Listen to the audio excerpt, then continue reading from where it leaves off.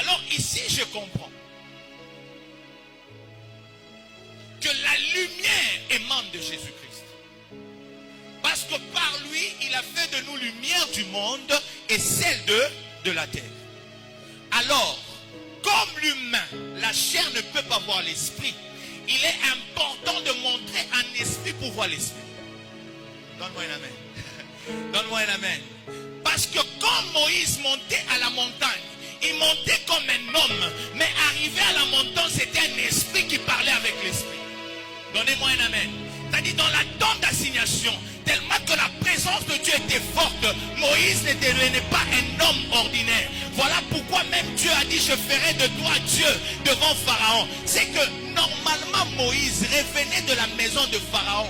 Pharaon pouvait l'arrêter le même jour et le mettre en prison. Pourquoi Pharaon n'a pas arrêté Moïse? Parce que Moïse n'avait pas la dimension humaine. Il avait déjà pris la dimension de Dieu. Ah, est-ce que je peux prêcher à quelqu'un? C'est lui qui reçoit Jésus-Christ comme son sauveur et son Seigneur. Il n'est pas la chair, il devient l'esprit. Il n'est pas la chair, il devient l'esprit. Et la Bible déclare, tel il est, tel nous sommes. Voilà pourquoi nous sommes en mesure de monter en esprit et de voir la face de l'Éternel. Tu ne peux pas voir la face de l'Éternel en étant charnel. Tu ne peux pas voir la face de l'Éternel en vivant dans une vie de débauche. Tu ne peux pas voir la face de l'Éternel dans le mensonge, dans le vol. Mais tu verras la face de l'Éternel quand tu monteras en esprit, quand tu agiras en vérité. Et ici, quand on parle de la vérité, c'est Christ. Tel il est, tel nous sommes. Dieu est esprit. Il faudra que ceux qui l'adorent en vérité. On commence par Jésus. Connaître la personne de Jésus, parce que Jésus est Dieu dans la chair. Voilà pourquoi la nouvelle alliance, nous sommes tellement gracieux, parce que Jésus a pris maintenant cette dimension spirituelle, l'a ramenée dans la chair. Est-ce que je peux parler à quelqu'un? Je peux parler à quelqu'un.